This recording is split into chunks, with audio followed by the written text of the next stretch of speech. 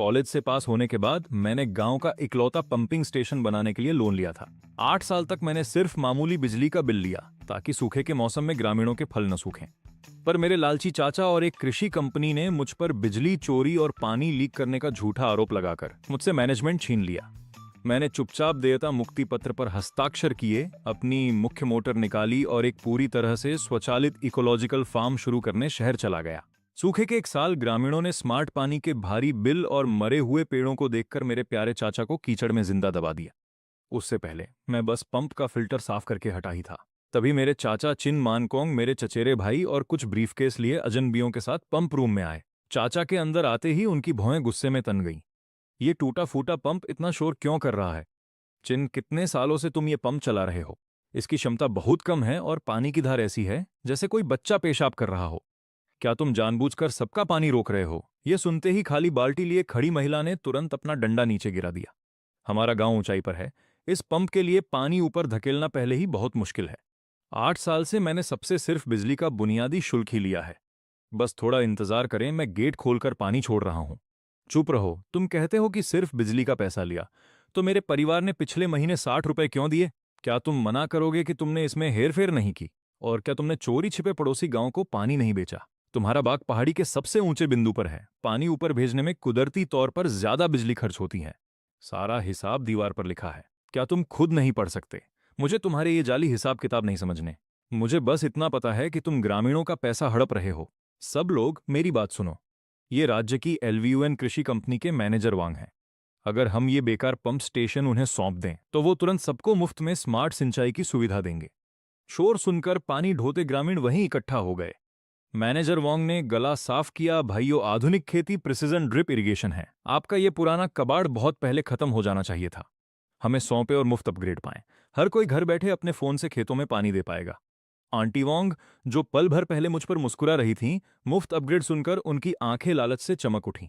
दूसरे ग्रामीण भी फुसफुसाने लगे, मुफ्त अपग्रेड? ये तो बहुत अच्छी बात है। हाँ चिन्यान, ये पंप वाकई बहुत पुराना हो गया है। कभी कभी तो बिजली भी चली जाती है। मानकोंग ने दुनिया देखी है, वो जो कर रहे हैं गांव के भले के लिए ही होगा। वो धोखाधड़ी नहीं करेंगे। मैंने उन परिचित चेहरों को देखा जिन लोगों के लिए मैं तूफानी रात में लाइन ठीक करने जाता था। उनकी आंखों के भाव बदल रहे थे। हिचकिचाहट से उम्मीद और फिर मुझ पर घृणा। रिंच पकड़े मेरे हाथ धीरे धीरे ठंडे पड़ गए। अगली सुबह सूरज निकलने से पहले ही लाउडस्पीकर गूंजने लगे। चाचा मानकोंग ने गांव को मुख्यालय बुलाया, जिसका मुद्दा था चिन यान को हटाना और आधुनिकता को अपनाना। जब मैं मुख्यालय पहुंचा तो आंगन लोगों से खचाखच भरा था। मेरे चाचा कागजों का पुलिंदा लिए खड़े थे। ग्रामीणों, पानी हमारे गांव की जीवन रेखा है। हम चिनयान को इसे अकेले हड़प कर हमारा खून चूसने नहीं दे सकते। गांव के मुखिया ने पीछे हाथ बांधे कहा, सब लोग ध्यान दें। कृषि आधुनिकीकरण के इस दौर में आपको बड़ी तस्वीर देखनी होगी। वैसे भी आपके चाचा ने कहा है, अगर चाबियां नहीं सौंपी तो कंपनी अंदर आने से डर रही है। कहीं तुम कोई झमेला न खड़ा कर दो।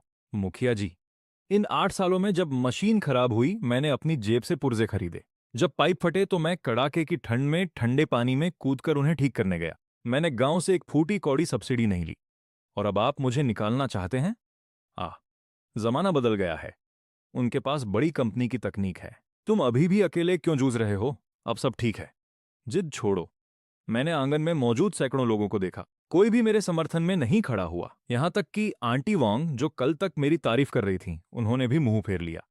मैं अंदर तक टूट चुका था। मैंने रात भर में तैयार किया हुआ संपत्ति बंटवारे का एग्रीमेंट मुखिया की मेज पर पटक दिया।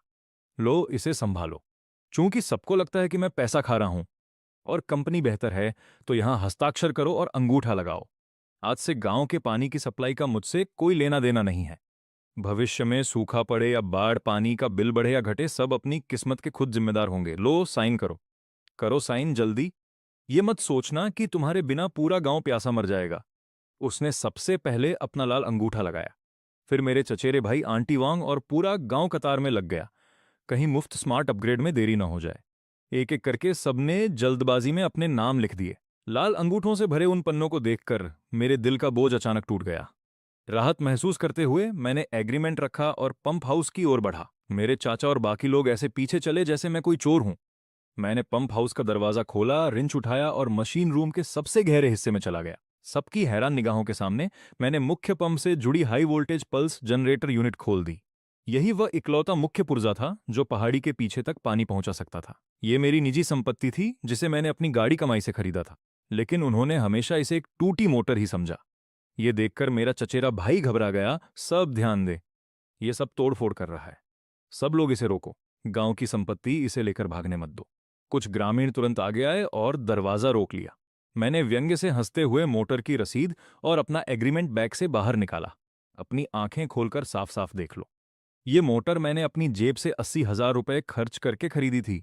ये रही रसीद, इस पर साफ मेरा नाम लिखा है। अभी हुए समझौते में भी लिखा है कि मैं अपनी निजी संपत्ति ले जाऊंगा। जहां तक कारखाने की इमारत और पाइपलाइनों की बात है, मैंने उन्हें हाथ तक नहीं लगाया। भीड़ एकदम चुप हो गई। मेरे चाचा का चेहरा राख जैसा पड़ गया। काले अक्षरों में लिखा वो सच देखकर वो एक शब्द भी नहीं बोल पाए। उस पुरानी तेल से सनी मोटर को बेस से निकालते हुए मैं पसीने से तरबतर हो गया था। भले ही ये बाहर से पुरानी और घिसी पिटी दिखती थी, जानकार जानते थे कि यह शुद्ध तांबे के तार वाली औद्योगिक ग्रेड की हाई हॉर्स पावर मोटर है, जिससे गांव की सबसे ऊंची पहाड़ी तक पानी चढ़ता था। मैंने 3 शहरों के कबाड़ बाजारों की खाक छानी थी, तब जाकर 80,000 खर्च करके इसे घर लाया था। 8 सालों में चाहे वोल्टेज कितना भी अस्थिर हो, ये मेरा सबसे भरोसेमंद साथी रहा था। मोटर 200 पाउंड की थी, मैं इसे अकेले नहीं हिला सकता था। मैं इसे लकड़ी के पटरे से ट्रक पर चढ़ा पाया। मेरी हथेलियां छिल गईं, पसीना आंखों में गया और जलन बढ़ गई। मैंने अनजाने में पंप हाउस के बाहर खाली जगह की ओर देखा। दर्जनों ग्रामीण वहां खड़े थे, आंटी वांग और वो परिचित चेहरे जिनकी पाइपलाइन मैंने आधी रात को ठीक की थी। वे सब बरगद के पेड़ की छाया में खड़े थे। किसी ने न तो मदद की और न ही मुझे रुकने का शिष्टाचार दिखाया।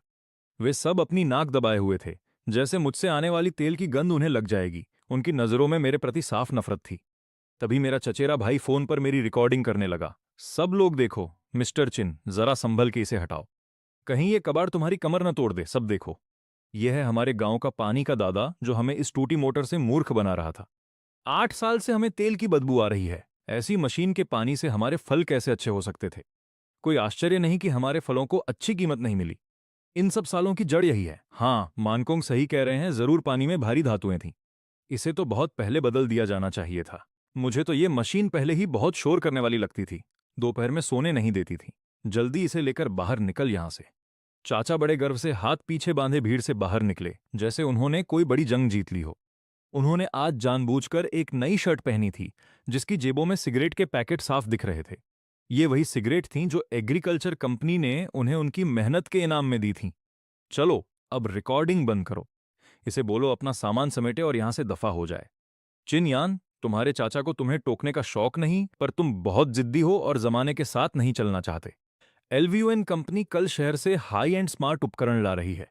उसमें स्टील पंप बॉडी और मल्टी स्टेज डीप फिल्ट्रेशन होगा। उसका पानी तुम्हारी इस टूटी मशीन से कहीं ज्यादा साफ और पौष्टिक होगा, और वो एक बड़ी कंपनी है। पानी का शुल्क तो तुम्हारी तथाकथित लागत का आधा है। लोगों, अब से हमारे गांव का पानी वही मानक पूरा करेगा जो शहर के लोग पीते हैं। अब किसी को भी स्विच पर नजर रखने के लिए रात भर जागना नहीं पड़ेगा। बस फोन पर एक टैप करो और खेत अपने आप पानी से भर जाएंगे। इसे क्या कहते हैं? इसे एग्रीकल्चरल इंटरनेट ऑफ थिंग्स कहते हैं। हमारा गांव अब मालामाल होने वाला है। मेरे चाचा ने यहां ऐसे सुनहरे सपने दिखाए कि ग्रामीणों की मुस्कान थम नहीं रही थी, मानो उनकी आंखों को पतझड़ में पेड़ों पर लटकते सोने के सिक्के दिखाई दे रहे हों।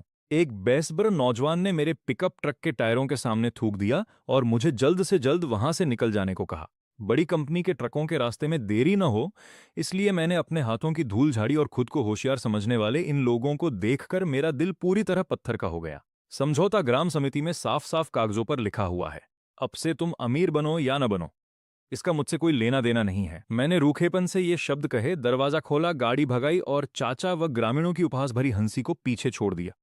उस गरीब पहाड़ी गांव को छोड़ने के बाद मैं सीधे शहर के बाहरी इलाकों की ओर निकल पड़ा। मैं जानता था कि मेरे पास मौजूद यह पुरानी औद्योगिक मोटर दूसरों के लिए कबाड़ से ज्यादा कुछ नहीं है, लेकिन खेती की समझ रखने वाले के लिए यह किसी जीवनदान से कम नहीं है। मैंने 3 दिन तक भटकने के बाद 400 एकड़ की एक बंजर जमीन पर अपनी नजरें टिका दी। उस जमीन का किराया बहुत कम था और उसकी सिर्फ एक ही वजह थी, वहां भूजल स्तर बहुत नीचे था। सामान्य सिंचाई वाले पंप वहां से पानी खींच ही नहीं सकते थे, और अगर खींच भी पाते तो पानी इतना कम होता कि 100 एकड़ की सिंचाई भी न हो पाती। जिन्होंने इसे पहले लिया वे सब कुछ गंवा बैठे, क्योंकि वे पानी का स्रोत पक्का नहीं कर पाए और अंत में बदनामी के साथ उन्हें जाना पड़ा। लेकिन जमीन किराए पर लेने के बाद मुझे इसकी परवाह नहीं थी। मैंने सबसे पहले एक ड्रिलिंग टीम को बुलाकर गहरा कुआं खुदवाया और उस तेल से सनी पुरानी मोटर को उस पर फिट कर दिया। जैसे ही मैंने स्विच ऑन किया, मोटर एक जागते हुए जानवर की तरह भारी और शक्तिशाली दहाड़ के साथ गूंज उठी। फिर कई दर्जन मीटर नीचे से एक वयस्क की भुजा जितना मोटा पानी का फव्वारा जोर से बाहर निकला। पानी का पर्याप्त स्रोत मिलने के बाद बाकी काम आसान हो गया। 8 सालों के अपने खेती के अनुभव और हाई पावर सिंचाई के दम पर मैंने उस लाल मिट्टी में जैविक चेरी और शाइन मस्कट अंगूर की फसल लगाई।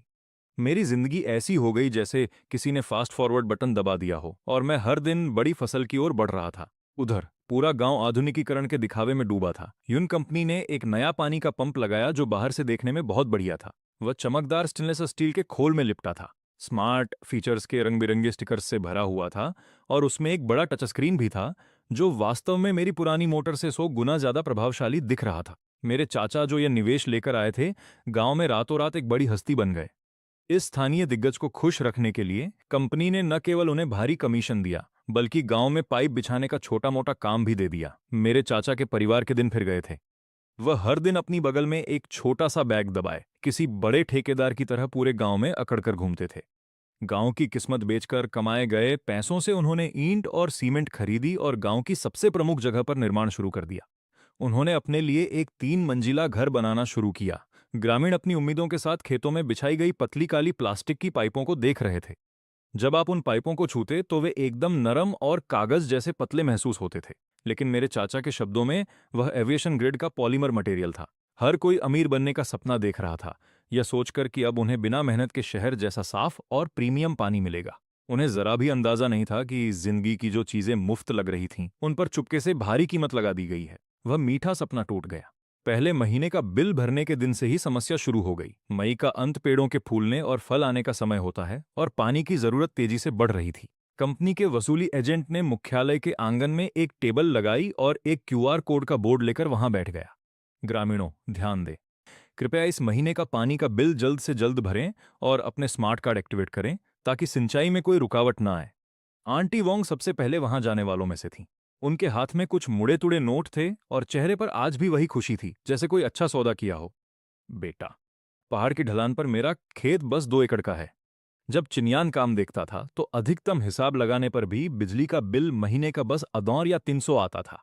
तुम्हारे कंपनी वालों ने कहा था कि यह प्रीमियम पानी पुराने दाम से आधा पड़ेगा। आज के ऑन युआन काफी होने चाहिए, है ना? वह लड़का जिसके बाल सुनहरे रंगे हुए थे, उसने ऊपर देखा तक नहीं, बस च्यूइंग गम चबाता रहा। उसने आंटी वोंग का कार्ड लिया, मशीन पर स्वाइप किया और कीबोर्ड पर कुछ बटन दबाए। मशीन से 1 मीटर लंबी रसीद बाहर निकली। फंग चिनियान, है ना? इस महीने का तुम्हारा बिल आ गया है। कुल 200 सोसें युआन हुआ। कोड स्कैन करो या कैश दो। अगर पूरा भुगतान नहीं किया तो कल से तुम्हारे खेत की पानी की सप्लाई काट दी जाएगी। आंटी वोंग की मुस्कान चेहरे पर ही जम गई। उनके हाथ में पकड़े छोटे नोट लगभग जमीन पर गिर ही गए थे। यह सुनकर उनके पैर कांपने लगे और वह अपना संतुलन लगभग खो बैठी। कितना कहा? 200 पौंड से ज्यादा। बेटा, क्या तुमने दशमलव गलत जगह पढ़ लिया? क्या तुम मुझे लूट रहे हो? मेरे पास कुल 2 एकड़ जमीन है और एक बार पानी देने के ही सैकड़ों युआन लग गए। जैसे ही आंटी वोंग चिल्लाईं, लाइन में खड़े सभी ग्रामीण सन्न रह गए। उस सुनहरे बालों वाले लड़के ने आंखें घुमाईं और रसीद पर लिखे लंबे शुल्कों की लिस्ट की तरफ इशारा किया। अम्मा, अगर आप पढ़ नहीं सकती तो कम से कम समझदारी से बात करें। यह सब साफ साफ काला सफेद में लिखा हुआ है। पहली चीज देखिए, बुनियादी पानी का शुल्क वाकई सस्ता है, बस 1 युआन प्रति टन। यह उस चिनियान के पुराने दाम से काफी सस्ता है ना? लेकिन यह एक आधुनिक स्मार्ट पाइप नेटवर्क है। हम सिर्फ पानी की लागत नहीं जोड़ सकते। दूसरा item, smart network service fees, तिनाश महीने का। तीसरा, पाइप का मूल्यह्रास और रखरखाव शुल्क, ऐश महीने का।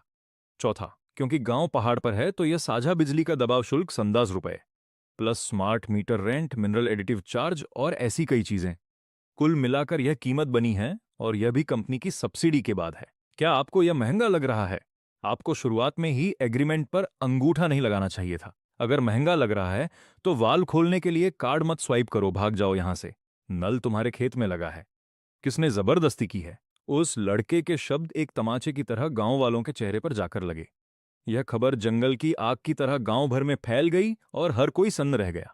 जब मैं काम संभालता था तो मोटरें मैं खरीदता था, पाइप मैं ठीक करता था और सिर्फ पंप चलाने की सरकारी बिजली दर के हिसाब से ही पैसे लेता था। मैंने कभी एक पैसे का भी फालतू चार्ज नहीं मांगा था। अब जब यह कंपनी आ गई है तो वे मुनाफे के चक्कर में छिपे हुए शुल्क लगाकर झूठे सर्विस चार्ज जोड़कर लोगों को लूट रहे हैं। हिसाब लगाऊं तो सिंचाई का खर्च अब दर्जनों गुना बढ़ गया है। गांव में कोहराम मच गया और ग्रामीण गुस्से में थे। जो औरतें सब्जी के दाम पर आधे दिन तक बहस करती थीं, आज उन्हें ऐसे लगा जैसे उनका खून बह रहा हो। सैकड़ों लोग चिल्लाते हुए गांव के केंद्र की ओर दौड़ पड़े और चाचा के निर्माणाधीन बंगले को घेर लिया। चाचा, बाहर आओ और जवाब दो। क्या तुमने ये नहीं कहा था कि आधे दाम पर पानी मिलेगा? अब तो सिंचाई का खर्चा खाद खरीदने से भी ज्यादा हो गया है। क्या तुम कंपनी के साथ मिलकर हमें लूट रहे हो? चाचा अपनी पहली मंजिल से नीचे भीड़ को देख रहे थे। गुस्से में भरी भीड़ को देखकर उन्होंने अपने कपड़े ठीक किए और बाहर निकल आए। अंदर से वह भी डरे हुए थे, क्योंकि उन्हें भी अभी पता चला था कि यह कंपनी का जाल है। लेकिन 50,000 का कमीशन खा चुके थे, तो अब बस झूठ ही बोल सकते थे। क्यों चिल्ला रहे हो? इतने छोटी सोच के क्यों हो तुम सब? यह राजधानी की एक बड़ी कंपनी है। वो स्टेनलेस स्टील के पंप, वो खेतों में बिछी पाइपें। पता भी है कितना निवेश किया है उन्होंने? क्या उन्हें अपना पैसा वापस नहीं चाहिए? तुम लोग सिर्फ पानी के इस छोटे से बिल पर क्यों अटके हो? बड़ी तस्वीर देखो। उन्होंने पानी में पोषक तत्व मिलाए हैं, और यह हाईटेक फिल्टर से होकर आया है। इसे निवेश कहते हैं। अभी पानी पर कुछ 100 रुपए ज्यादा खर्च करने का मतलब है कि जब पतझड़ में फल चमकदार और बड़े होंगे, तो तुम उन्हें शहर के बड़े सुपरमार्केट में 3 से 5 रुपए ज्यादा दाम पर बेच सकोगे। फिर यह पानी का छोटा सा बिल क्या मायने रखेगा? तुम इसे कई गुना ज्यादा कमा लोगे। अगर पैसों के दुख में सिंचाई नहीं करोगे और फल अखरोट जैसे छोटे रह गए, तो अपनी इस छोटी सोच के खुद जिम्मेदार होगे। ग्रामीण चाचा की आधी अधूरी बातों में फंस गए। भले ही उन्हें पैसों का दुख था, लेकिन खेतों में पाइप बिछ चुके थे और कॉन्ट्रैक्ट साइन हो चुका था। अब उनके पास कोई रास्ता नहीं था। पुराने पंप हटा दिए गए थे और कुएं बंद कर दिए गए थे। कोई चारा न देखकर सबको अपनी शिकायतें अंदर ही दबानी पड़ी। पैसे बचाने के लिए ग्रामीण अब एक एक पैसा गिनने लगे। जो सिंचाई तसल्ली से होनी चाहिए थी, उसे अब बस 10 मिनट तक ही सीमित कर दिया गया। सतह के जरा भी गीले होते ही वे झट से कार्ड बाहर निकाल लेते। 10 दिन में एक बार पानी देने के बजाय वे इसे खींचकर आधा महीना या 20 दिन तक ले गए। फलों के पेड़ झूठ नहीं बोलते। पर्याप्त पानी न मिलने से जो पत्तियां लहलहानी चाहिए थीं, उनके किनारे पीले पड़ने लगे और सूखी टहनियों पर छोटे फल सिक्के के आकार पर ही बढ़ने से रुक गए। पूरा गांव एक हताश और तनावपूर्ण माहौल में डूब गया था, और वे बस मन ही मन प्रार्थना कर सकते थे कि इस साल कुछ मूसलाधार बारिश हो जाए, ताकि उन्हें पानी के उन जानलेवा और महंगे बिलों से बचाया जा सके। पर उन्हें क्या पता था कि कुदरत रहम नहीं करती। जुलाई के मध्य में 100 साल में एक बार आने वाला ऐसा सूखा चुपके से दस्तक दे रहा था, जो पूरे गांव को कंगाल कर सकता था। सदियों में न देखा गया वह भीषण गर्मी का सूखा आ पड़ा। पूरे 45 दिन तक आसमान से पानी की एक बूंद तक नहीं गिरी। गांव की उस छोटी सी धारा में जहां कपड़े धोए जाते थे, आधा महीना पहले ही सूख चुकी थी। पीछे रह गई थी बस फटी हुई जमीन, और कमल भी सूखकर लाशों की तरह हो गए थे। पिछले वर्षों में यह पेड़ों पर फल आने का सबसे अहम समय होता था, और उन्हें एक दिन भी पानी के बिना नहीं रखा जा सकता था। लेकिन इस साल ली युआन कंपनी की खून चूसने वाली टियर आधारित कीमतों की वजह से किसी की हिम्मत नहीं हुई कि खुलकर फसलों को पानी दे सके। सबसे पहले पहाड़ी पर रहने वाली ऑन्ट वांग का परिवार इसकी चपेट में आया। उनके परिवार के भरण पोषण के लिए जरूरी उन 2 एकड़ सेब के पेड़ों की पत्तियां किनारे से पीली होकर मुड़ने लगी थीं। हल्का सा मसलने पर वे सीधे पाउडर बनकर गिर जाती। टहनियों पर जो कच्चे फल अखरोट जितने बड़े होने चाहिए थे, वे पुरानी छाल की तरह सिकुड़ गए थे और जरा से छूने पर ही सरसराहट के साथ गिर जाते। ऑन्ट वांग खेत के तपते किनारे पर भारी मन से बैठ गईं और अपनी जांघें पीट पीट कर जोर जोर से विलाप करने लगीं। सब खत्म हो गया, सब बर्बाद हो गया। हे भगवान, क्या तू हमें मौत के मुंह में धकेलना चाहता है? ये पैसे मेरे पति की डायलिसिस के लिए थे, और इस पतझड़ में मेरे पोते की टाउन जूनियर हाई की फीस के लिए थे। खाद खरीदने के लिए मुझ पर अभी भी क्रेडिट यूनियन का 20,000 का कर्ज है। पानी के बिना अगर ये पेड़ सूखे से मर गए, तो हमारे पूरे परिवार के पास फांसी लगाने के अलावा कोई चारा नहीं बचेगा। ऑन्ट वांग का रोना जैसे एक संकेत बन गया, जिसने पूरे गांव की मानसिक हिम्मत को पूरी तरह तोड़कर रख दिया। अचानक गांव के मुहाने से किसी ने चिल्लाकर कहा, अब और परवाह नहीं करनी, चाहे बिल भरने के लिए कंगाल ही क्यों ना होना पड़े, हमें पेड़ों को पहले बचाना होगा। सैकड़ों परिवार पागलों की तरह अपने बागों की ओर दौड़ पड़े। खून उतरी आंखों के साथ सबने किसी की परवाह नहीं की। स्मार्ट आईसी कार्ड निकालकर, जिसे वे कभी हाईटेक का प्रतीक मानते थे, कांपते हाथों से उसे कार्ड रीडर पर लगा दिया। सूखे से जूझती पहाड़ियों पर कार्ड स्वैप करने की आवाजें गूंजती रहीं। सैकड़ों वाल्व एक ही समय पर ग्रामीणों द्वारा पूरी ताकत से खोल दिए गए। हर कोई बेपसी से खेतों की तरफ, उस काले पी प्लास्टिक पाइप की तरफ देख रहा था। महंगे न्यूट्रिएंट पानी के बहने का इंतजार कर रहा था। लेकिन पाइप से बस हवा की कुछ धीमी फुसफुसाहट और गड़गड़ाहट सुनाई दी। फिर वाल्व ने रेत मिले मटमैले पीले पानी के कुछ घूंट उगले और फिर पूरी तरह मर गया। पानी की एक बूंद भी नहीं निकल पाई। हाथ, ये क्या हो रहा है? मैंने अभी अभी अपने कार्ड में 800 युआन डलवाए हैं। यहां मेरे पाइप में बिल्कुल भी दबाव क्यों नहीं है? हवा का एक झोंका भी नहीं निकल रहा है। गर्म तवे पर चींटियों की तरह घबराए हुए ग्रामीण अपने फावड़े फेंककर पहाड़ी के नीचे बने मुख्य पंप हाउस की ओर भागे। पास पहुंचने से पहले ही सबने एक तीखी और जलने की गंध महसूस की। यह तार का इंसुलेशन था जो पूरी तरह पिघलकर एक घिनौनी बदबू छोड़ रहा था। नए बने शानदार पंप हाउस के अंदर लुलियन कंपनी का एल्यूमिनियम केस वाला वह महंगा पंप एक बहुत ही धीमी भिनभिनाहट पैदा कर रहा था। पूरी बॉडी इतनी गर्म थी कि पास जाने पर लोग लहरें महसूस कर सकते थे। जब मैं प्रभारी था तब तांबे की कॉइल वाला वह पुराना इंडस्ट्रियल मोटर भारी हॉर्स पावर और ताकत के साथ चलता था। भले ही गांव के सैकड़ों एकड़ के वाल्व एक साथ खुल जाएं, वह गहरे भूजल को आसानी से पहाड़ी की चोटी तक पहुंचा देता था।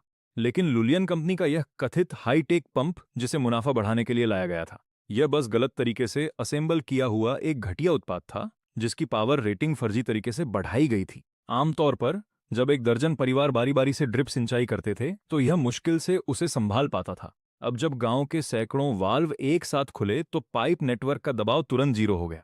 यह घटिया मोटर सीधे तौर पर ओवरलोड पंपिंग स्थिति में चली गई। जल्दी करो, मेन स्विच खींचो, बिजली का कनेक्शन काटो, जल्दी करो, बिजली काटो, ये फटने वाला है। लेकिन तब तक बहुत देर हो चुकी थी। पंप हाउस के अंदर से एक जोरदार धमाका हुआ। फिर काले धुएं के बीच नीली चिंगारियों की एक बौछार सी हुई। अंकल चिंग मानकुंग का वह प्रीमियम वाटर पंप पूरी तरह फट चुका था और गांव के सैकड़ों परिवारों की उम्मीदें एक ही पल में चकनाचूर हो गई थीं। अगली सुबह तड़के लुलियन कंपनी के रीजनल मैनेजर वांग एक नई काली मैकगोल्टन गाड़ी में गांव आए और अपने चमकदार जूतों से पंप के मलबे पर लात मारी, जो जलकर कबाड़ बन चुका था। अंकल चिंग मानकुंग उनके पास ऐसे दौड़े जैसे उन्होंने अपना पिता देख लिया हो। मैनेजर वांग, आप आखिरकार आ ही गए। यह मशीन कल अचानक फट गई। अब इसमें से पानी बिल्कुल भी नहीं निकल रहा है। देखिए, इस भीषण सूखे में फलों के पेड़ अब और इंतजार नहीं कर सकते। कृपया जल्द से जल्द अपनी इंजीनियरिंग टीम को नई मशीन के साथ भेजें ताकि इसे बदला जा सके। मशीन बदलें? टिन मानकुंग, क्या तुम्हारा दिमाग पानी से भर गया है? खुद जाकर मैनुअल पढ़ो। जब कंपनी ने तुम्हें ये मशीनें दी थीं तो हमने बार बार चेतावनी दी थी कि ऐसे सटीक उपकरणों को एक साथ ओवरलोड पर बिल्कुल नहीं चलाना है। यह ऑपरेशन प्रोटोकॉल का गंभीर उल्लंघन है और यह 1 लाख युआन से अधिक की स्मार्ट आईओटी डिवाइस को नुकसान पहुंचाना है। तुम जैसे गंवारों ने इसे बर्बाद कर दिया और अब तुम चाहते हो कि कंपनी इसे मुफ्त में बदले। क्या तुम्हें यह चैरिटी का काम लगता है? यह सुनकर ग्रामीणों का गुस्सा फूट पड़ा। हमने इसे नहीं तोड़ा। भीषण सूखे में फसलें बचानी ही थीं। पहले वाली पुरानी मशीन पर सैकड़ों परिवार एक साथ पानी लेते थे और वो कभी नहीं टूटी। साफ है कि तुम्हारी मशीन ही एक घटिया सस्ती नकल है। बिल्कुल सही। हमने इतना मेंटेनेंस शुल्क दिया है। अब जब पानी का उपकरण खराब हुआ है तो तुम इसे ठीक क्यों नहीं कर रहे? चुप रहो। क्या तुम मेरे साथ कानून की बात करना चाहते हो, है ना? ठीक है, तो अब हम अनुबंध के हिसाब से बात करेंगे। उपकरण आपकी अपनी लापरवाही और गलत संचालन की वजह से खराब हुआ है। हम्फ, तुम पानी की आपूर्ति बहाल करना चाहते हो? कर सकते हो। सबसे पहले पूरे गांव को मिलकर 3 लाख युआन का मुआवजा देना होगा ताकि इस पंप की भरपाई और नई मशीन की स्थापना की जा सके, ताकि तुम लोग दोबारा ऐसी हरकत न करो और कंपनी को नुकसान न हो। दूसरे, छमाही का अनुमानित पानी का बिल, पाइप नेटवर्क मेंटेनेंस और प्लेटफॉर्म सेवा शुल्क कुल मिलाकर 2 लाख युआन कंपनी के अकाउंट में एडवांस में जमा करने होंगे। कुल 5 लाख युआन। अगर कंपनी के अकाउंट में एक पैसा भी कम पड़ा तो बस देख लेना, तुम्हारी पूरी फसल जलकर राख हो जाएगी। 5 लाख का ये आंकड़ा हर ग्रामीण के सीने पर एक अदृश्य पहाड़ की तरह बैठ गया और सन्नाटा पसर गया। पिछले कुछ महीनों के भारी पानी के बिलों ने पहले ही उनकी बचत खत्म कर दी थी। वे दुकानों के कीटनाशकों और खाद के कर्ज में दबे थे। 50,000 क्या, वे तो 5 लाख तो क्या 50,000 भी नहीं जुटा सकते थे। सब कुछ बेचने पर भी वे ये रकम नहीं जोड़ सकते थे। मैनेजर वांग, आप पंप ठीक नहीं कर रहे, आप हमारी जान ले रहे हैं। जब हमने अनुबंध पर साइन किए थे तो आपने ये नहीं कहा था। भाई मानकुंग, आपने तो वादा किया था कि बड़ी कंपनी है, सर्विस देगी और मरम्मत कवर करेगी। सबकी नजरें टिन मानकुंग पर टिक गईं। टिन मानकुंग इस वक्त बुरी तरह घबरा गए थे। उनका बाग सबसे बड़ा था और पानी न होने से उन्हें हर दिन हजारों का नुकसान हो रहा था। अपना गर्व भूलकर उन्होंने मैनेजर वांग की आस्तीन पकड़ ली। मैनेजर वांग, पुराने यार, जब हम साथ खाना खाते थे तब आपने ये नहीं कहा था। ये उपकरण तो आपने ही हमें लेने पर मजबूर किया था। तुमने अपनी जेब भरने के लिए ये सस्ती घटिया चीजें खरीदी। तुम इसका सारा इल्जाम ग्रामीणों पर कैसे डाल सकते हो? क्या तुम मुझे फंसा रहे हो? हाँ, मैं तुम्हें ही फंसा रहा हूं। मैनेजर वांग ने हिंसक रूप से टिन मानकुंग का हाथ झटक दिया और अपने ब्रीफकेस से एक असली अनुबंध निकाला जिस पर लाल निशान था और उसे मानकुंग के चेहरे पर दे मारा। अपनी आंखें खोलो और साफ साफ देखो। तुम्हारे प्यारे चिन मानकुंग ने कंपनी से 1 लाख का कमीशन लेने के चक्कर में खुद को गारंटर बनाया और ये 2 तरफा अनुबंध साइन किया। अनुबंध की धारा 7 उपधारा 3 साफ कहती है, यदि गांव की सामूहिक लापरवाही से उपकरण का नुकसान हुआ और वे मुआवजा नहीं दे पाए, तो युआन कंपनी के पास अधिकार है कि वह सीधे गारंटर चिन मानकुंग से रिकवरी करे। इतना सुनते ही भीड़ की सैकड़ों हताश नजरें तुरंत टिन मानकुंग पर आकर टिक गईं। चिन मानकुंग का चेहरा सफेद पड़ गया, उनका शरीर पत्ते की तरह कांपने लगा। तब उन्हें सिर्फ 1 लाख के कमीशन की पड़ी थी, उन्होंने तो कॉन्ट्रैक्ट की शर्तें पढ़ी ही नहीं थीं। उन्होंने बस खुशी खुशी अपने अंगूठे का निशान लगा दिया था। तुम बकवास कर रहे हो। वो तो प्रमोशनल फीस थी। मुझे पता भी नहीं था कि जॉइंट गारंटी का मतलब क्या होता है। तुम्हें नहीं पता था, सब काले अक्षरों में लिखा है। तुम्हारे अंगूठे के निशान के साथ चिन मानकुंग अब कोर्ट में जज को जाकर बताना कि तुम्हें इसका मतलब नहीं पता था। तुम्हें 5 लाख जुटाने के लिए 3 दिन का वक्त देता हूं। अगर 3 दिन में मुझे पैसे नहीं मिले तो कानूनी विभाग का नोटिस और कोर्ट का जब्ती वारंट सीधे तुम्हारे हाथों में होगा, चिन मानकुंग। मैनेजर वोंग कार में बैठकर निकल गए और पीछे सैकड़ों गुस्साए ग्रामीणों ने चिन मानकुंग और उसके बेटे को घेर लिया। चिन मानकुंग अपने घर के दरवाजे पर फंस गया और पूरा गांव उसे कोसने लगा। दिन रात की मेहनत से बने चिन मानकुंग के 2 मंजिला लाल ईंटों वाले आलीशान घर को ग्रामीणों ने मलबे में बदल दिया। ग्रामीणों ने दरवाजे के बाहर अलाव जलाया और उसे आखिरी चेतावनी दे दी। चिन मानकुंग, 3 दिन में पंप ठीक करने के लिए 5 लाख का इंतजाम करो। अगर गांव के पेड़ सूखे से मर गए तो सबसे पहले तुम्हारा ये घटिया घर फूंक देंगे। मुसीबत में घिरे मेरे चचेरे भाई चिनली ने उसे पीटा और वे खिड़कियां खोलने की हिम्मत भी नहीं कर पा रहे थे। हम इस तरह हाथ पर हाथ धरे नहीं बैठ सकते। ये किसान सच में हमारी जान ले लेंगे। गांव में पानी नहीं है, लेकिन चिन युआन के पास तो है। मैंने सुना है कि शिजियाओ में चिन युआन का जो बंजर खेत था, अब वो एक इको फार्म बन गया है। बस उसे एक कॉल करें और वापस आने को कहें। क्या हम इस 5 लाख के बोझ से आजाद नहीं हो जाएंगे? सही कह रहे हो। शाओए को फोन लगाओ। मैं उसका अपना चाचा हूं। खून का रिश्ता पानी से गाढ़ा होता है। वो अपने चाचा को मरते हुए नहीं देख सकता। उसी वक्त शहर के सबसे महंगे होटल के टॉप फ्लोर पर बैंक्वेट हॉल में मैंने एक शानदार कोट सूट पहन रखा था और जगमगाते झूमर के नीचे खड़ा था। यहाँ आधुनिक कृषि और सप्लाई चेन पर आधारित प्रांतीय शिखर सम्मेलन चल रहा था। शहर द्वारा समर्थित एक बेंचमार्क उद्यम के तौर पर मैंने देश की सबसे बड़ी फ्रेश फूड चेन के साथ 3 करोड़ का वार्षिक सप्लाई समझौता साइन किया था। हाथ में शैंपेन का गिलास लिए मैं अपने सामने मौजूद सुपरमार्केट ग्रुप के प्रेसिडेंट से बात कर रहा था। तभी मेरी जेब में रखा निजी फोन वाइब्रेट हुआ। मैं गिलास लेकर पीछे मुड़ा और बैंक्वेट हॉल के बाहर शांत वीआईपी लाउंज में चला गया। मैंने कॉल रिसीव किया। गांव में कुछ भयानक हो गया है। लू यान कंपनी का वाटर पंप फट गया है। 2 दिनों से पानी बंद है। गांव के सारे फल के पेड़ सूख रहे हैं। ग्रामीण हमारे घर के बाहर जमा हो गए हैं। चिन युआन, अपनी पुरानी मोटर लेकर जल्दी वापस आओ और हमें बचाओ। अगर तुम वापस आकर पानी का इंतजाम कर दो तो हम सब भुला देंगे और तुम जितना चाहो पानी का शुल्क रख लेना। हाँ युआन, तुम्हारे चाचा अपनी गलती मान रहे हैं। मैं लालच में आ गया था और उस भ्रष्ट कंपनी ने मुझे धोखा दिया। तुम हमें इस तरह मरने के लिए नहीं छोड़ सकते। मैं तुम्हारा चाचा हूं। आखिरकार, अगर तुम वापस नहीं आए तो ये लोग मुझे जिंदा दफन कर देंगे। टीम मानकुंग, टीम ली, क्या तुम बूढ़े हो गए हो या तुम्हारी याददाश्त कुत्ते से भी बदतर हो गई है? उस दिन घर से निकलते समय सैकड़ों ग्रामीणों के सामने स्वेच्छा से लायबिलिटी वेवर और संपत्ति बंटवारे के एग्रीमेंट पर अपने अंगूठे के निशान किसने लगाए थे? तब तुमने मुझ पर गबन करने और गलत तरीके से पैसे कमाने का आरोप लगाया था। सिर्फ उस 1 लाख के किकबैक के लिए तुमने मुझे कूड़ा समझकर बाहर निकाला और उस पूंजीपति कंपनी के तलवे चाटने लगे। जब मैं गया था तो कागजों पर साफ साफ लिखा था कि अब से गांव के पानी की सप्लाई का चिन युआन से कोई लेना देना नहीं होगा। तुम इतने बेदर्द कैसे हो सकते हो? गांव के सैकड़ों लोगों की जिंदगियों का क्या तुम ये जिम्मेदारी उठा सकते हो? गांव वालों की जान का हवाला देकर मुझे ब्लैकमेल करना बंद करो। जब मैंने उस दस्तावेज पर अपने अंगूठे के निशान लगाए थे, मैंने बिना हिचकिचाहट के फोन काट दिया और इस नए नंबर को फिर से ब्लैकलिस्ट में डाल दिया। फिर मैंने दरवाजा खोला जहां बैंक्वेट हॉल में व्यापारी पार्टनर्स की सफलता का जश्न मना रहे थे। उधर 10 किलोमीटर दूर उन बंजर पहाड़ों में ग्रामीणों ने जबरन चिन मानकुंग को पकड़ लिया और उससे जबरदस्ती अपना बगीचा और ये टूटा हुआ घर मुआवजे के तौर पर गिरवी रखवाया। पापा, मुझे एक तरकीब सूझी है। अगर हम आधी रात को चिन युआन के फार्म में घुस जाएं और वह पुरानी मोटर निकालकर यहां ले आएं, कल सुबह जब पूरे गांव में पानी आ जाएगा तो हमसे पैसे कौन मांगेगा? सब शायद हमें गांव बचाने के लिए शुक्रिया भी कहेंगे। चिन ली के कुतर्कों ने हताश चिन मानकुंग को एक झूठी उम्मीद दे दी। कांपते हुए उसने अपनी जेब से आखिरी कुछ हजार रुपए निकाले और चिनली के हाथों में थमा दिए। चिनली, जब रात के दूसरे पहर सब सो जाएं, तो पिछली खिड़की से बाहर निकल जाओ और शहर से कुछ गुंडों को ले आना। चाहे कुछ भी हो जाए, वह मोटर वापस लानी ही है।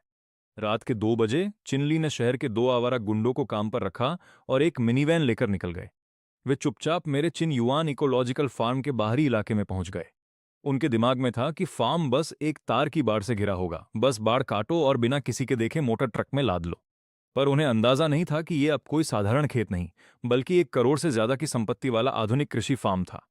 हाथों में बड़े कटर लिए उन्होंने सुरक्षा बाड़ काटी और 2 गुंडों को लेकर सीधे फार्म के बीचों बीच स्थित तापमान नियंत्रित वाटर पंप रूम की ओर बढ़ गए। वह रहा शुद्ध तांबे का मोटर। मैं उसका बेस पहचानता हूं।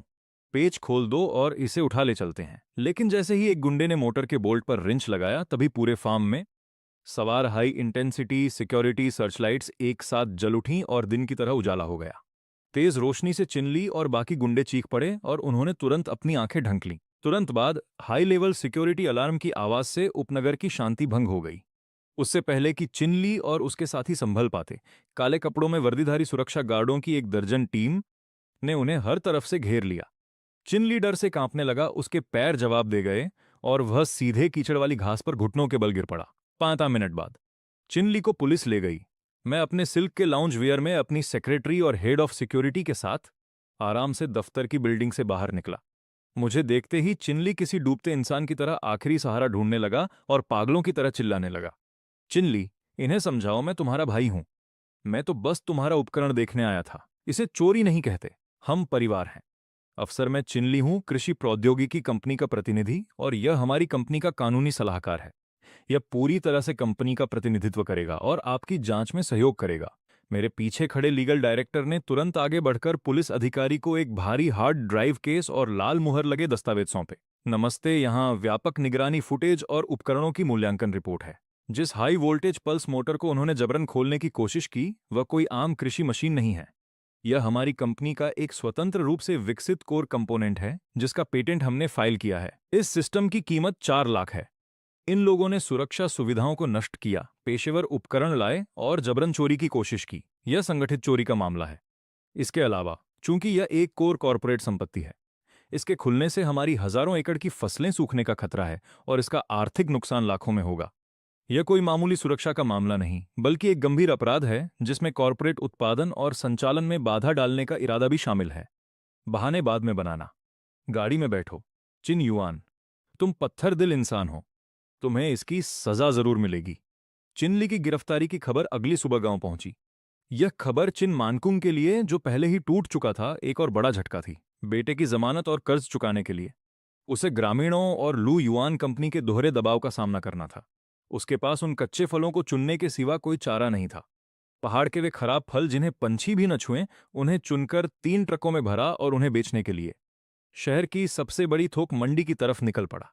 अपनी सीमित सोच में उसे लगा कि शहर में बहुत भीड़ है, कि अगर कीमतें कम रखें तो लालची दुकानदार उन्हें खरीद लेंगे। लेकिन उसे अंदाजा नहीं था कि वक्त बदल चुका है, और न ही उसे पता था कि मंडी का सबसे बड़ा सप्लायर वही इंसान था जिसे उसने खुद गांव से निकाला था। उस सुबह मंडी में बहुत चहल पहल थी। चिन मानकुंग मिट्टी से लथपथ होकर ट्रेडिंग हॉल के बीचों बीच सूट पहने एक सुपरमार्केट मैनेजर के पैर पकड़कर गिड़गिड़ा रहा था, मैनेजर ली साहब, कृपया रहम करें और इन्हें खरीद लें। ये पूरी तरह प्राकृतिक सेब हैं, भले ही सूखे के कारण इस साल थोड़े छोटे रह गए हों। कीमत बहुत ही कम है। मैं बॉक्स के हिसाब से नहीं बेचूंगा, मैं इन्हें किलो के भाव बेचूंगा। 30 पैसे नहीं, 22 पैसे किलो दे दो। आप जो भी दाम चाहें दे दें, बस ये ट्रक यहां से ले जाएं। बुजुर्ग, क्या आप गलत जगह आ गए हैं? क्या आप हमारे शहर की सबसे हाई एंड मंडी को कचरा घर समझ रहे हैं? ये सड़ा हुआ सामान जिसे सुअर भी न खाएं, उन्हें यहां लाने की हिम्मत कैसे हुई? अगर इन्हें हमारे सुपरमार्केट में रखा जाए तो हमारी साख मिट्टी में मिल जाएगी। हंसते हुए उंगलियां उठाने लगे। हाँ, ये बूढ़ा पैसों के लिए पागल हो गया है। इसे ये तक नहीं पता कि बाजार क्या मांगता है। जरा आंखें खोलो और देखो कि आज के दौर के मानक क्या हैं। चिन मानकोंग ने मैनेजर ली की उंगली की तरफ देखा तो सामने बड़ी स्क्रीन पर एक शानदार प्रोमो वीडियो चल रहा था। उसमें स्वचालित स्प्रिंकलर सूरज की रोशनी में इंद्रधनुष बना रहे थे और पाइप हर इंच जमीन को सटीक नमी दे रहे थे। एचडी लेंस में रसीले चमकदार अंगूरों की ताजगी देखते ही बन रही थी, और वीडियो के अंत में सुनहरे अक्षरों में बड़े बड़े शब्द उभरे, तियानान एग्रीकल्चर टेक्नोलॉजी ग्रुप के संस्थापक तियानान। ये देखते ही उसके पैर कांप गए। देखा, ये तियानान एग्रीकल्चर के ऑर्गेनिक फल हैं। इसे कहते हैं असली बाजार की मांग। तोड़ने से पहले ही बड़े व्यापारी इन्हें मुंहमांगी कीमत पर खरीद लेते हैं। तुम्हारा ये 3 ट्रक कबाड़ कोई मुफ्त में भी नहीं लेगा। मैनेजर लियू ने मक्खी की तरह हाथ हिलाया और मुड़ गया। तभी मैनेजर लियू ने बेहद सम्मान के साथ मुस्कुराकर ट्रेडिंग हॉल की ऊपर वाली ग्लास गैलरी की तरफ दौड़ लगा दी। वहां वीआईपी क्लाइंट्स के लिए एक खास मीटिंग रूम था। चिन मानकोंग ने खाली नजरों से देखा। कांच के पार उसने सूट बूट पहने बड़े मालिकों को एक मेज के चारों ओर बैठे देखा, और मुख्य कुर्सी पर मैं बैठा था। भीड़ के पार चिन मानकोंग की नजरें मुझसे टकराईं। मैंने न कोई विजयी मुस्कान दी, न कोई गुस्सा दिखाया। मैंने बस शांत नजरों से उसे ऐसे देखा जैसे सड़क पर पड़ा कोई मामूली सा तिनका हो। चिन मानकोंग के होंठ बुरी तरह कांपने लगे। अचानक उसने सीना पकड़ा और एक दर्द भरी चीख के साथ सड़े हुए सेबों के ढेर पर ढेर हो गया। चिन मानकोंग को स्ट्रोक आया और वो अपाहिज हो गया। जब लियू कंपनी की कानूनी टीम पहुंची तो मैनेजर वांग अदालत का समन लेकर फिर से गांव आ गया। खेतों के पाइप उखाड़े जा चुके थे, पर वो उस 5 लाख के जुर्माने के लिए काफी नहीं थे। इस बार मैनेजर वांग का लालची चेहरा सामने था। उसने जमीन गिरवी रखने का समझौता निकाला और ग्रामीणों को दस्तखत करने पर मजबूर किया। अगर पैसे नहीं हैं तो अपने बाग का ठेका देकर कर चुकाओ। दस्तखत करते ही ये सैकड़ों एकड़ जमीन हमारी कंपनी की हो जाएगी। या तो गांव छोड़ दो या हमारे यहां दिहाड़ी मजदूरी करो। ग्रामीणों के चेहरे पीले पड़ गए। बुजुर्ग फूट फूट कर रोने लगे। जमीन खोना मतलब अपनी जान खोना था। आंटी वांग अपनी जमीन के कागज बचाते हुए बिलख पड़ी। मुखिया जी, हम इस पर साइन नहीं कर सकते। साइन किया तो हम बेघर हो जाएंगे। हम साइन नहीं करेंगे। चाहे जो हो, अपनी जान दे दूंगा, पर सब मेरे साथ चिन्यान के पास शहर चलो। सिर्फ वही हमारी जान बचा सकता है। बर्बादी के सामने अब सम्मान की कोई कीमत न थी। गांव वाले बची खुची जमा पूंजी लेकर 2 खुले ट्रकों में शहर के लिए निकल पड़े। 3 घंटे की ठंडी हवाओं के सफर के बाद वे तियानान एग्रीकल्चर ग्रुप के गेट पर थे। सेक्रेटरी ने मॉनिटर पर देखा और भागकर मुझे बताया। मैं कॉन्फ्रेंस रूम में मौसम की रिपोर्ट पढ़ रहा था। मैंने खिड़की से नीचे देखा। पूरा गांव डामर की सड़क पर घुटनों के बल बैठा था। उनके माथे ठंडी जमीन पर टिके थे। उनकी पुरानी लालच हकीकत की मार से धूल बन चुकी थी। मैंने ट्रेंच कोट डाला, लीगल टीम और सुरक्षा गार्डों के साथ बाहर आया। मुझे देखते ही मुखिया जी आंसू बहाते हुए बोले, चिन्यान, हम अपनी गलती मान चुके हैं। हम ठगे गए और अब हमारी जमीन भी हाथ से निकल रही है। प्लीज इस गांव को बचा लो।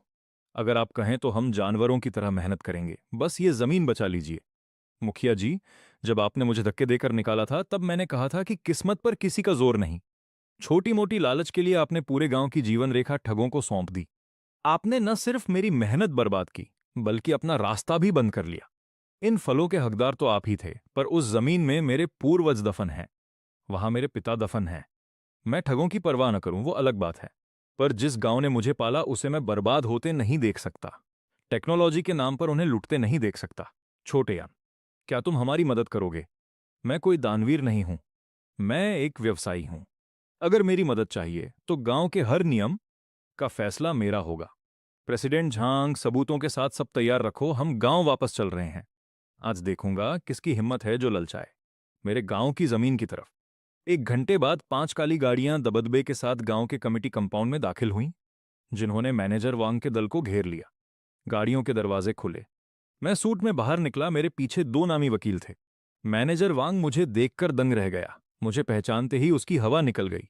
चेहरा बदला, पर फिर भी शांत दिखते हुए वो पास आया। अरे, ये तो तियानान ग्रुप के प्रेसिडेंट चिन है। आपकी घर वापसी बहुत भव्य है, पर आज हमारी कंपनी अपना कानूनी कर्ज वसूलने आई है। क्या तुम न्यायिक प्रक्रिया में दखल दे रहे हो? कर्ज वसूली? प्रेसिडेंट झांग, इन्हें पढ़कर सुनाओ। गुणवत्ता विभाग की आधिकारिक जांच के अनुसार स्मार्ट पंप के नाम पर जो मोटर आप बेच रहे हैं वो असल में कबाड़ से निकाली गई पुरानी मोटर है। इसकी पावर क्षमता 3% तो बढ़ा चढ़ाकर बताई गई है, और इसके पास कोई सर्टिफिकेशन नहीं है। ये पूरी तरह से जाली और घटिया माल है। बकवास। हमारे पास एग्रीमेंट है। एग्रीमेंट? मैंने हंसकर कहा, घटिया माल, झूठा प्रचार और अवैध चार्जेस के कारण तुम पर धोखाधड़ी का बड़ा केस बनता है। हमारी कंपनी ने पुलिस में इसकी शिकायत दर्ज करा दी है। वकील ने पीछे से जोड़ते हुए कहा, एक बात और, मेरी टीम इस केस को आखिरी दम तक लड़ेगी, जब तक तुम्हारी कंपनी का एक एक सच बाहर ना आ जाए और तुम्हारे प्रतिनिधि को जेल न भेज दूं। अब अपने आदमियों को लो और गांव से दफा हो जाओ। मेरी कानूनी टीम और ग्रामीणों का साहस देख उसे समझ आ गया कि इस बार उसका पाला गलत आदमी से पड़ा है। वो बिना एक शब्द बोले अपने आदमियों के साथ भाग खड़ा हुआ। पूरा गांव चीखों और तालियों से गूंज उठा। अनगिनत लोगों ने मेरी तरफ झुककर सम्मान व्यक्त किया। इस बार उनकी आंखों में कोई लालच नहीं था, पर सिर्फ लुइजियन कंपनी को भगाना काफी नहीं था। इस जमीन को फिर से जिंदा करने के लिए पूरा सिस्टम बदलना था।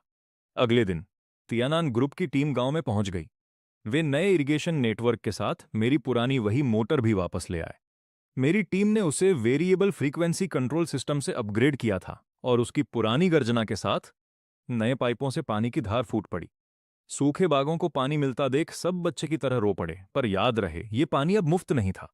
पानी बह रहा है, पर पुराने नियम बदलने होंगे। वो दिन गए जब मैं सब कुछ करता था और आप बिना कुछ किए आनंद लेते थे। आज से तियानान ग्रुप इस गांव के सारे वाटर सिस्टम का जिम्मा लेता है। पानी का शुल्क बाजार की सबसे कम दर पर होगा, एक पैसा कम नहीं, एक पैसा ज्यादा नहीं। साथ ही अगर आप चाहें तो मेरी सप्लाई चेन का हिस्सा बन सकते हैं। धन्यवाद। मैं मुफ्त तकनीकी गाइडेंस और बीज दूंगा। सिर्फ एक शर्त है, आपको तियानान के प्रदूषण मुक्त मानकों का सख्ती से पालन करना होगा। बैंड रसायनों का इस्तेमाल मना है। अगर उत्पाद अच्छा हुआ तो तियानान उसे बाजार भाव से 2 ज्यादा कीमत पर खरीदेगा। अगर किसी ने धोखाधड़ी की तो वो हमेशा के लिए ब्लैकलिस्ट कर दिया जाएगा। यहाँ कोई खैरात नहीं, सिर्फ सहयोग है। यहाँ लाड़ प्यार नहीं, सिर्फ अनुशासन है। यही उनके प्रति सबसे बड़ा सम्मान है और यही असली बचाव है। गांव के मुखिया ने कामते हाथों से सहयोग समझौते पर गंभीरता से अपने हस्ताक्षर किए और अपना लाल अंगूठा लगाया। शियाओ, ये हमारे गांव के हर व्यक्ति की जिंदगी तुम्हारी दी हुई है। अब से गांव का हर इंसान, तुम जहां इशारा करोगे हम वहीं जाएंगे। अगर किसी ने फिर गद्दारी करने की हिम्मत की तो मैं खुद उसके पैर तोड़ दूंगा। सैकड़ों ग्रामीण बिना किसी आपाधापी या शिकायत के लंबी कतारों में खड़े थे। हर चेहरे पर विस्मय से कृतज्ञता और एक नई जिंदगी की उम्मीद झलक रही थी। उस दिन अनगिनत लाल अंगूठों ने समझौतों को भर दिया जो एक गांव के पुनर्जन्म की खुशी पर मुहर लगा रहे थे। 3 साल बाद सदियों का सूखा बहुत पीछे छूट चुका था। वह बेजान और लाचार घाटी, जिसे पूंजी ने लगभग सूखने पर मजबूर कर दिया था, अब पूरी तरह बदल चुकी थी। पहाड़ों के उस पार की बंजर जमीन और सूखे पेड़ पूरी तरह साफ कर दिए गए थे। उनकी जगह तियानन ग्रुप द्वारा नियोजित व्यवस्थित बागों ने ले ली थी। वसंत में पहाड़ों पर फैली आड़ू और नाशपाती के फूलों की महक गुलाबी बादलों जैसी सुंदर लगती थी। पतझड़ तक पेड़ों की डालियों पर लदे प्रीमियम फल एक मदहोश कर देने वाली मिठास बिखेरते थे। तियानन ग्रुप की बेहतरीन लॉजिस्टिक्स की बदौलत गांव के फल सीधे देश भर के प्रीमियम सुपरमार्केट में पहुंचने लगे और ग्रामीणों की आय पहले से 5 गुना बढ़ गई। शहर गए युवा वापस लौट आए। हर परिवार ने अपने घर नए सिरे से बनाए और गाड़ियां खरीदी। गांव में हर दिन हंसी खुशी गूंजती थी। गांव के प्रवेश द्वार पर लगे आधुनिक वाटर पंप के पास ग्रामीणों ने स्वेच्छा से चंदा इकट्ठा कर एक ऊंचा स्तंभ बनवाया। उसमें कोई चापलूसी भरा झूठ नहीं था, बस 8 बड़े शब्द लिखे थे। पानी पियो तो स्रोत याद रखो, विश्वास बनाओ, जमीर बनाओ। यह गांव का गहरा पश्चाताप और मेरे प्रति उनका सर्वोच्च सम्मान था। एक दिन शरद ऋतु की शाम को मैं खुद इस साल की फसल का मुआयना करने गांव लौटा। जैसे ही मेरी गाड़ी गांव के प्रवेश द्वार पर पहुंची, उत्साही ग्रामीणों ने मुझे घेर लिया। आंटी ने जिद करके ताजा तोड़े हुए सबसे लाल और बड़े सेबों की टोकरी मेरी डिक्की में रख दी और लाल नम आंखों से मेरा हाथ थामकर कहा, मिस्टर चिन, इस साल के फल चखें, ये बहुत मीठे हैं। तुम्हारे बिना हमें ये अच्छे दिन कभी नसीब नहीं होते। मैं मुस्कुराया, सेब स्वीकार किए और ग्रामीणों का गर्मजोशी से अभिवादन किया और बरसों बाद समुदाय का वह अपनापन महसूस किया। हालांकि गांव के अंत में एक टूटी हुई लाल ईंटों की खंडहर के पास से गुजरते हुए मुझे एक परिचित आकृति दिखाई दी। वह मेरे चाचा टिम मैनकोंग थे। वह जंग लगी एक टूटी व्हीलचेयर में बैठे थे। शरीर पर धूल जमी थी और हाथ में एक चटका हुआ कटोरा था। मेरी आंटी उन्हें छोड़कर भाग चुकी थीं। चिनले अभी भी जेल में था और लकवा मारने के बाद वह गांव से मिलने वाले मामूली भत्ते पर मुश्किल से गुजारा कर रहे थे। टेढ़े मुंह और धुंधली आंखों से वह फटी फटी नजरों से उस खुशनुमा और चहल पहल भरे नजारे को देख रहे थे। एक समय उन्होंने 1 लाख के किराए के लिए पूरे गांव को खाई में धकेलने की कोशिश की थी। अब मेरे नेतृत्व में पूरा गांव समृद्धि की ओर बढ़ रहा था, जबकि वह अकेले इस खुशहाली और तरक्की से हमेशा के लिए अलग हो गए थे। यह उनके लिए सबसे क्रूर मगर सबसे न्यायपूर्ण सजा थी। मैं रुका नहीं, एक्सीलरेटर दबाया और गाड़ी उन खंडहरों से आगे निकल गई। शाम की ठंडी हवा के साथ फलों की महक खिड़की से अंदर आई। इस लहलहाती जमीन को देखकर मुझे अपने दिल में एक अद्भुत शांति और सुकून का एहसास हुआ। एक सच्चा विजेता दुष्टों को कीचड़ में नहीं कुचलता, बल्कि वह खुद को बाहर निकालता है, नए नियम बनाता है, झूठ को अपनी ताकत से ध्वस्त करता है और एक दूरदर्शी सोच से जमीन की रूह को नया रूप देता है। इस फलदायी जमीन को आखिरकार सही रास्ता मिल ही गया था और इस भारी सामाजिक जिम्मेदारी के साथ मैं भी एक उज्जवल भविष्य की ओर बढ़ चला।